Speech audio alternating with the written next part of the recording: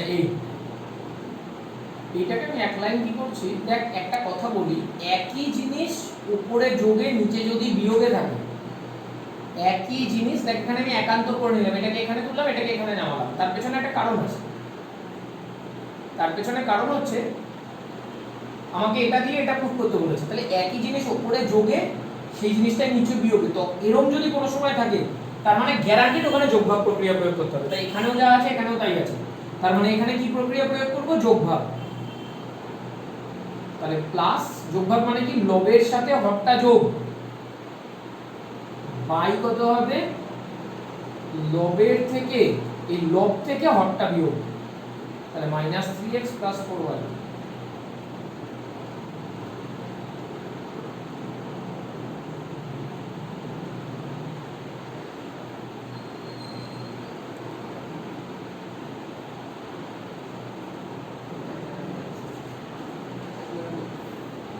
x 3x মানে 6x, নিচে 4y 4y 8y, উপরে এখানে কত হচ্ছে 6u, নিচে কত হচ্ছে 8v, তাহলে এই দুপাশের 6 6 8 8 করে দিলাম, কেটে দিলাম, তাহলে x/y সমান কত, u/v। আবারও বলছি, যদি একই জিনিস উপরে যোগে নিচে বিয়োগে থাকে তার মানে বুঝবি তারপরের লাইনে ওখানে যোগভাগ অ্যাপ্লাই করতে হবে। একটা দাগের উপরে একই জিনিস, যে দুটো জিনিস যোগে আছে নিচে সেই দুটো জিনিসই বিয়োগে আছে, একইভাবে দাগের এই পাশেও তাই আছে, তার মানে বুঝবি সেখানে যোগভাগ প্রক্রিয়া অ্যাপ্লাই হবে, অথবা ভাগযোগ। আমরা ভাগযোগ তো বলি না, ওটাকে বলি যোগভাগ ও ব্যস্ত। যোগভাগ মানে কি, লবের সঙ্গে হর যোগ, লব থেকে হর বিয়োগ, দুপাশেই করতে হয় কিন্তু, ঠিক আছে। আর এই যোগভাগ ও ব্যস্ত করলে কি হতো, উপরে বিয়োগ হতো নিচে যোগ হতো, এই হচ্ছে।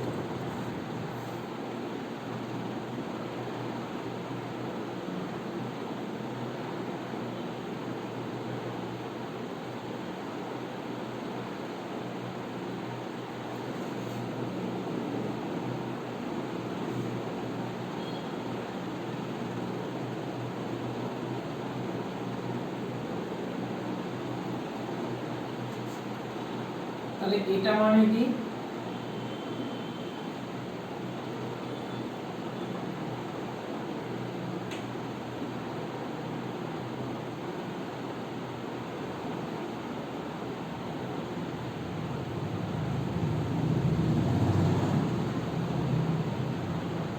এরকম লিখে নিলাম। এবার দেখ বাবা, আমার যেটা হবে h2b c/b, দেখ এটা অনেকটা ওরকম, এখান থেকে তুই যদি মাইনাস কমন নিস তাহলে এটা c+d হয়ে যাবে না, তাহলে দেখ উপরে a+b আর c+d যোগ, নিচে a+b c+d বিয়োগ, তাহলে আমি বলেছি উপরে যে দুটো জিনিস যোগে আছে নিচে সেই দুটো জিনিসই যদি বিয়োগ থাকে তার মানে কিন্তু আর দাগের উপরে কিছু নিচে কিছু, সঙ্গে কিছু আর পাশে যোগ বিয়োগ থাকবে না, কিন্তু দাগের উপরে কিছু থাকবে নিচে কিছু থাকবে, আর দুটো জিনিস উপরে যোগে নিচে বিয়োগ, তার মানে বুঝবি যোগভাগ। তাহলে এখানেও কি করব, যোগভাগ। তাহলে যোগভাগ মানে কি, লবের সাথে এই হরটা কি হবে, যোগ, তাহলে এই যে হরটাকে যোগ করে দিলাম। এবার কি হবে, লবের থেকে হরটা বিয়োগ, তাহলে এই যে হরটা বিয়োগ করে দিলাম, মাইনাসের জন্য এগুলো প্লাস হয়ে গেল। একইভাবে এটা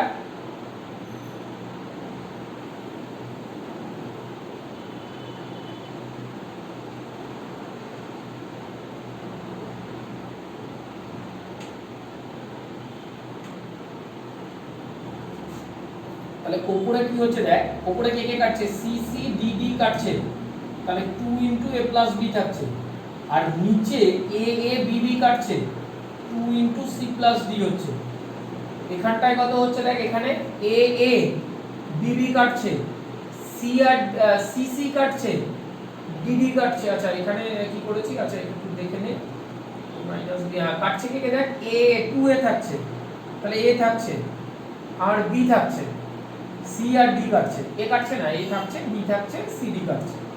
একইভাবে নিচে দেখ a কেটে যাচ্ছে, b কেটে যাচ্ছে, c থাকছে আর d থাকছে, তাহলে c - d, তার মানে এটা কি দাঁড়ালো, a + b / c + d = a - b / c - d।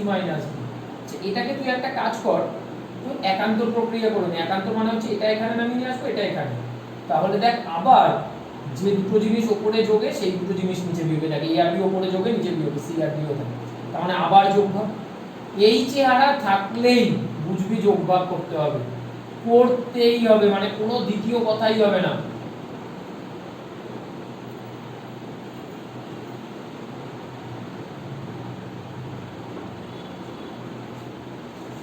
আচ্ছা এই লাইনের পাশেও লিখি বাবা, যোগভাগ প্রক্রিয়া দ্বারা।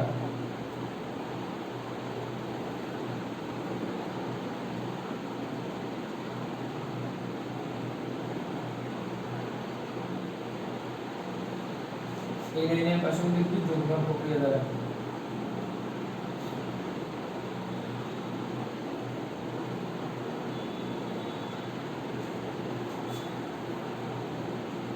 তাহলে এটা কত হয়ে যাচ্ছে 2a/2b 2c/2b, তাহলে কি দাঁড়ালো a/b ইকুয়াল টু কত c/d, তাহলে a/b সমান সমান কত c/d। গুড। আচ্ছা এখানে দেখ এটা দিয়ে দেওয়া আছে,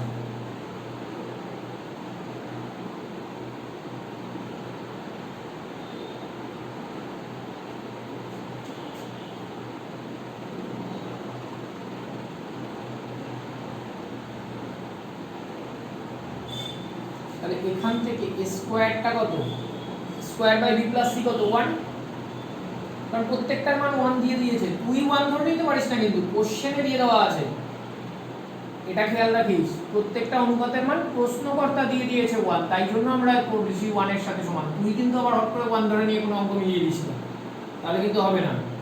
তাহলে স্কয়ার ইকুয়াল টু কত B plus C, B square কত সি প্লাস এ ও সি স্কয়ার কত a প্লাস বি হলো। এবার লেফট হ্যান্ড সাইড আমাকে ওটার মান বের করতে হবে। শুধু একটা ছোট্ট টেকনিক খেয়াল কর, একটা ছোট্ট টেকনিক, এইটুকু অবধি তো কোনো বুদ্ধি নেই। এই যে এইখানে একটা ছোট্ট কথা দেখ, আমি a square B square C square এর মান জানি, আমি তাই এর ওপর নিচে a দিয়ে গুণ করছি। লব আর হরকে একই জিনিস দিয়ে গুণ করা যায়, একই নন জিরো সংখ্যা দিয়ে। তাহলে এখানে যে স্কয়ার হলো এর জায়গায় মানটা বসাতে পারবো। এর ওপর নিচে কত দিয়ে গুণ করছি বি স্কয়ার দিয়ে, এর ওপর নিচে গুণ করছি সি স্কয়ার দিয়ে। তাহলে স্কয়ার এর জায়গায় মান বসিয়ে দাও, স্কয়ার মানে কত B plus C, B square এর জায়গায় মান বসিয়ে দাও, সি স্কয়ার এর জায়গায় মান বসিয়ে দাও। তাহলে প্রত্যেকটার নিচেই কত হলো a plus B plus C না?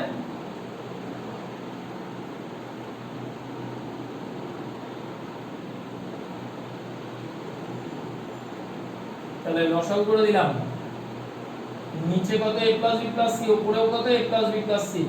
তাহলে এটা কাটাকুটি করে কত হলো 1 ইকুয়াল টু কত RHS। গুড। এটা দেখ সেম টাইপেরই এখানে কি আছে x square is to by plus cz equal to y square is to cz plus ax equal to z square is to ax plus by equal to কত আছে 1। এইটার মানে x স্কয়ার বাই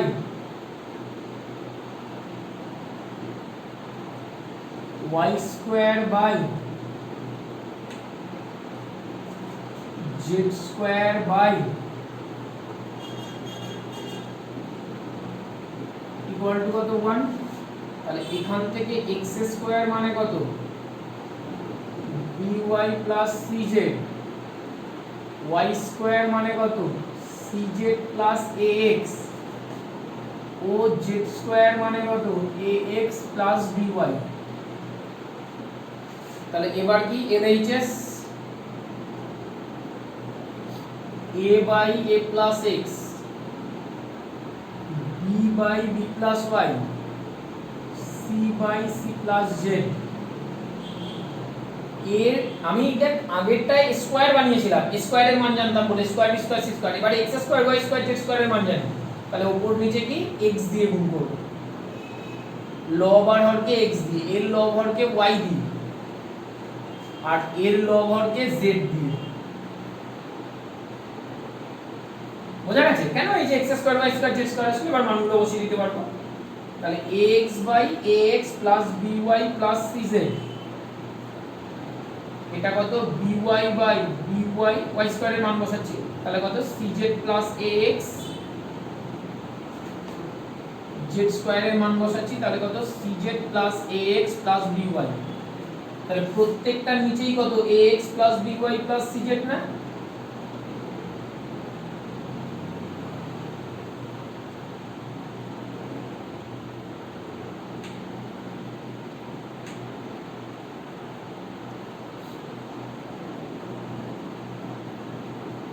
তাহলে লসাগু করে দিলাম, নিচে ax by cz, উপরে কত ax by cz, তাহলে দুটো কেটে গিয়ে কত হলো 1। ও লবে যেহেতু হরে যেহেতু এটা এসছে, এটা নন জিরো মাস।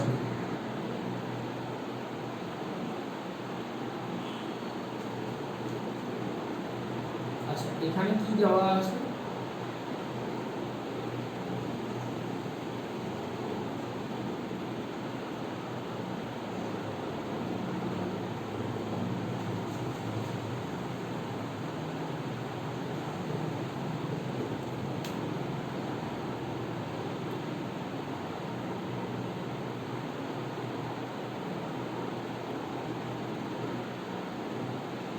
এটা দিয়ে দেওয়া আছে আর x y এর নন জিরো।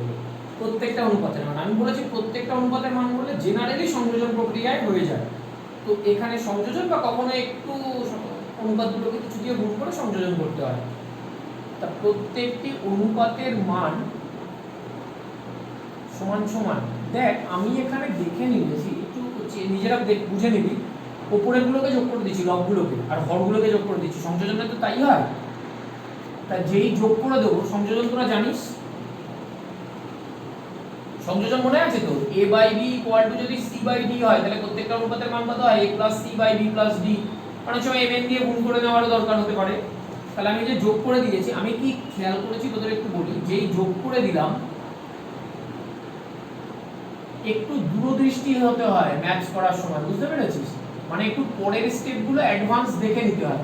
এই যে পাশে লিখবি সংযোজন প্রক্রিয়া দ্বারা, আমি সেটা দেখেছি, তোদের এবার বলছি প্রক্রিয়া দ্বারা, এটা লিখে নিলি।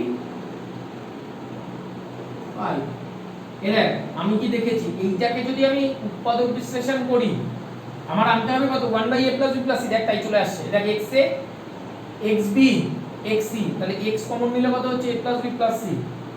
একইভাবে yb ya yc, তার মানে y কমন নিলে কত হচ্ছে a plus b plus c। একইভাবে z a plus b plus c, z এরও দেখ তিনটে, এটা আমি খেয়াল করে নিয়েছিলাম। এবার দেখ এটা x plus y plus z, নিচে a plus b plus c common নিয়ে নিচ্ছি, তাহলে x plus y plus z থাকলো, এরা উপর নিচে এই দুটো কেটে গেল। খুব সোজা চ্যাপ্টার, মানে তোদের খুব সোজা, একটু বাড়িতে অঙ্কগুলো এখন পুরো ছুটি, প্র্যাকটিস কর, বুঝে প্র্যাকটিস কর, আশা করি হয়ে যাবে। ঠিক আছে চল। আচ্ছা দেখ এবার এটা দিয়ে এটা প্রুফ করতে বলেছে, তাই এরকম ধরনের অঙ্কে না generally K মেথডটাই best.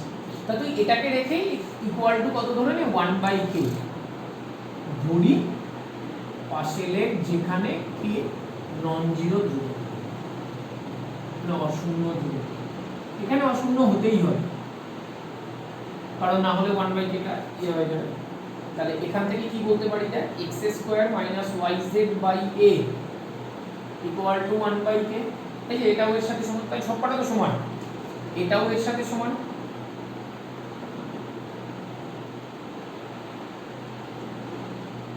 O z square minus xy by c, তাহলে এখান থেকে আমি বলতে পারি a equal to k into x square minus yz, b equal to k into y square minus zx, ও c equal to k into z square minus xy। LHS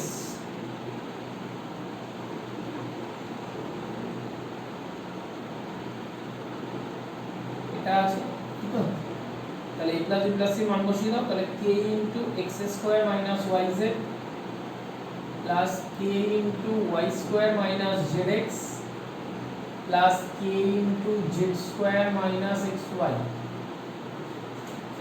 into x plus y plus z। ঠিক আছে, দাঁড়া পেনটা change করে নিই। হ্যাঁ তাহলে এখান থেকে k কমন নিলে এটা কত হলো, x square plus y square plus z square minus xy minus yz minus zx into x plus y plus z। তাহলে k কমন নিলে এটা কি দাঁড়ালো, x cube plus y cube plus z cube minus 3xyz। একইভাবে RHS বের করছি, তাহলে সেটা কত, ax plus by plus cz, তাহলে a এর মান বসাও k into x square minus yz আর x টা x থাকবে, b এর মান বসাও k into y square minus zx, এটা কত থাকবে তোর y, c এর মান বসাও k into z square minus xy into কত থাকলো z, তাহলে k কমন নিলে ব্র্যাকেটে কত হচ্ছে x cube minus xyz plus y cube minus xyz plus z cube minus xyz। এই যে এটাকে x দিয়ে গুণ করে লিখলাম, এটাকে y দিয়ে গুণ করে, এটাকে z দিয়ে গুণ করে, আর k টা কমন করে দিচ্ছি, তাহলে k ইনটু কত হলো x cube plus y cube plus z cube minus 3xyz, তাহলে দুটো দ্যাট সেম আসবে, এর এইচএস এর একটা মান, এর আর এইচএস, তাহলে এইচএস ইকুয়াল টু কি আর এইচএস, তাহলে দুটো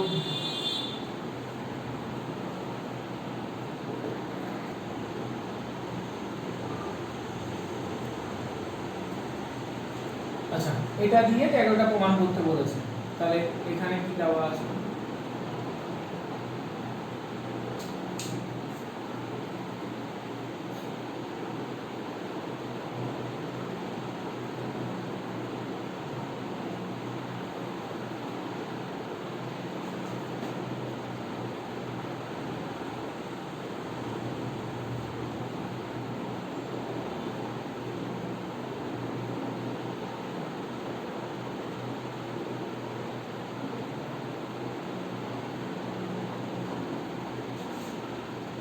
এখান থেকে a মানে কত k into y plus z, b মানে কত k into z plus x, c মানে কত k into x plus y। ঠিক আছে, এবার তিনটে অনুপাতের মান বের করবো, দেখাবো তিনটে সময়। সুতরাং বা এখন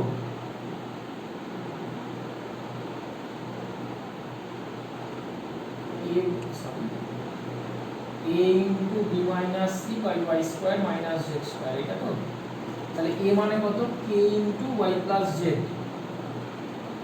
y plus z, আর b মানে কত k into z plus x, c মানে কত k into x plus y, y কত হলো y square minus z square, তাহলে ইকুয়াল টু k, এখান থেকে একটা k কমন চলে যাচ্ছে, তাহলে k কত হলো k square y plus z, আর ব্র্যাকেটের ভিতরে দেখ z plus x minus x minus y, তাহলে x x কেটে গেল, তাহলে কত থাকলো দেখো ব্র্যাকেটের ভিতরে z minus y, z minus y by কত y square minus z square, তাহলে এটা দেখ কি দাঁড়ালো z plus y into z minus y, তার মানে কত z square minus y square, নিচেরটাকেও মাইনাস কমন নিলে z square minus y square, তাহলে এটা কি দাঁড়ালো minus k square। একইভাবে b into c minus a by z square minus x square equal to k into z plus x, c মানে কত k into x plus y, a মানে কত k into y plus z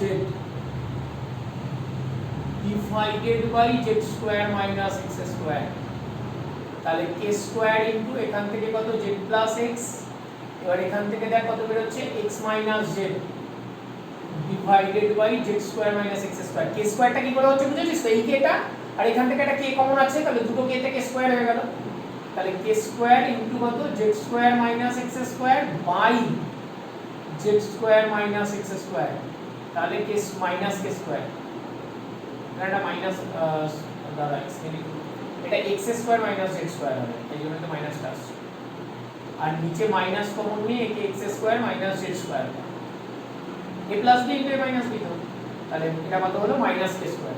আবার এখানে আবার লিখে দে, এখানে একটা আবার লিখে দে, এটাকে একটা নাম্বারিং কর 1, এটা 2, এবার আবার এটা বের কর c into a minus b, একইভাবে ক্যালকুলেট করবি by x square minus y square equal to k into x plus y, ঠিক আছে, c এর যে মান ইনটু a মানে কত k into y plus z, b মানে কত k into z plus x divided by x square minus y square, তাহলে k square into x plus y into y minus x by x square minus y square, তাহলে এখান থেকে কত পাচ্ছি k square into y square minus x square, নিচে minus common ধরে y square minus x square, তার মানে minus k square, এটা 3। এখন 1 নং, 2 নং ও 3 নং থেকে পাই